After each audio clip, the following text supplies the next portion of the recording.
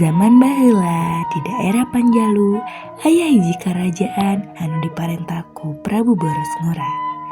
Sang Prabu kagungan dua putra nyaeta Raden Arya Kuning jeung Raden Arya Kancana. Kalakuan eta dua putra raja teh beda pisan. Lanceukna nyaeta Raden Arya Kuning sifatna rada padangasang jeung ngedul digawe. Sedengkeun raina nyaeta Raden Arya Kancana estuning bager jeung resep papanen.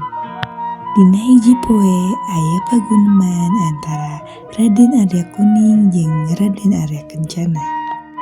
Eueuh gunana Rama ngajuin situ lengkong teh kacape-cape kudu ngabendung padahal mah antep bae we teu aya situ oge urang mah kudu beunghar yeuh. Ari Kakang, situ lengkong teh gede pisan manfaatna, rahayat Panjalu bisa nyawa kalawan teu kakurangan cai, pepelakan jadi salubur, sasaran lalintuh, lauk oge meuni ceuyah, rahayat oge katembong baru ngaheun pisan.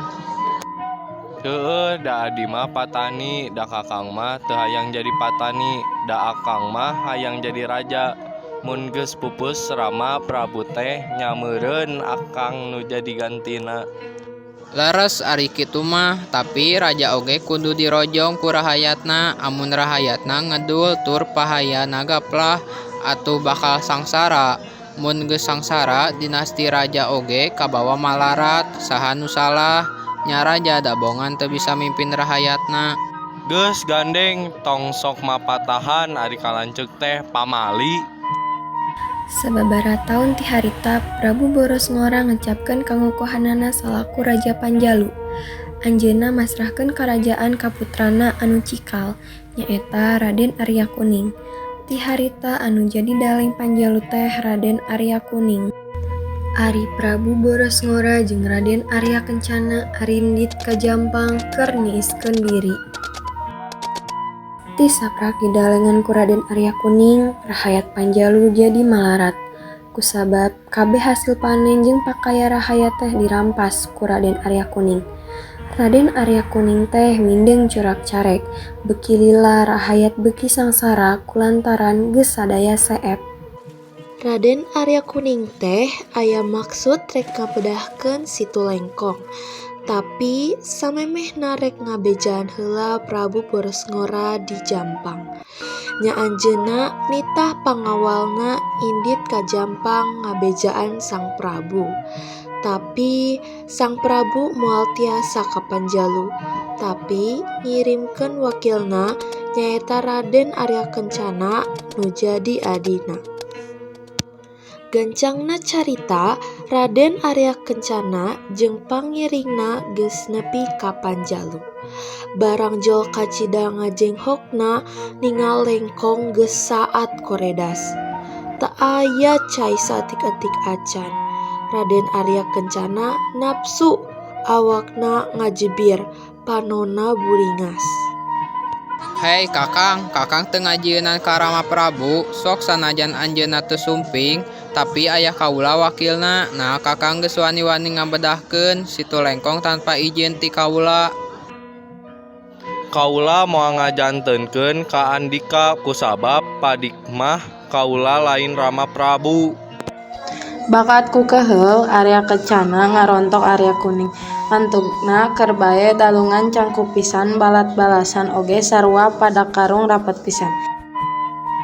Waktu eta pasukan Jampang jeung Panjalu perang-perang ragut anu ngabalankarkeun loba korban akibat reana anu tatu jeung palastra.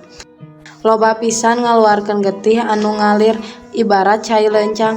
Di hiji ranca anu katela ranca beureum nyaeta tempat nu pinuh ku getih anu ngalir tina korban perang. Pamustunganana nyaeta perang tanding anu jajanten antara dua putra Prabu Borosngora, duanana sarua papadaluhung ku elmu kasakten, serta henteu bisa dielehkeun.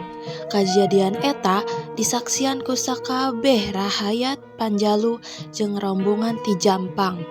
Karayaan ieu ngajadikeun Ki Buni Sakti angkat ka Jampang pikeun ngalaporkeun karayaan jeung kajadian eta ka Prabu Borosngora.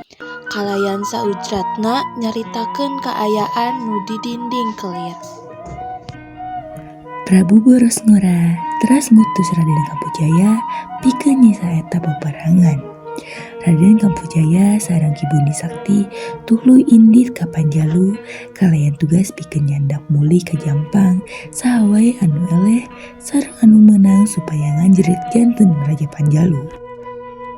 Sasumpingna di Panjalu, Raden Kampujaya teras ngalaksanakeun anu ditugaskeun ku Prabu Boros Ngora tea. Ayeuna malutuh asal muasal eta perang kajaba ti Raden Kampujaya nyalikeun Raden Arya Kencana sareng Raden Arya Kuning ngajentrekeun kalayan tinu Karasati Abu. Pasamuan ieu nyimpulkeun yen dua pangeran nya sadar yen lampahna lepat. Aranjeunna nunjukeun kalakuan nu teu hade jeung ngaku yen manehna dikawasa ku amarah. Pangustunganana Prabu Kampujaya parantos tiasa nyandak kaputusan sakumaha anu ditugaskeun ku Prabu Boros Ngora. Dumasar kana perang parentah eta, pamustunganana Raden Arya Kencana anu saterasna ditetapkeun salaku Bupati Panjalu. Ari Raden Arya Kuning geus dicandak ka Jampang. Hal ieu kusabab tina peperangan pasukan Arya Kuning anu paling seueur nandang tapu jeung kubur numpahan paku. Raden Arya Kencana saterasna resmi mangku salaku raja di nagara Panjalu.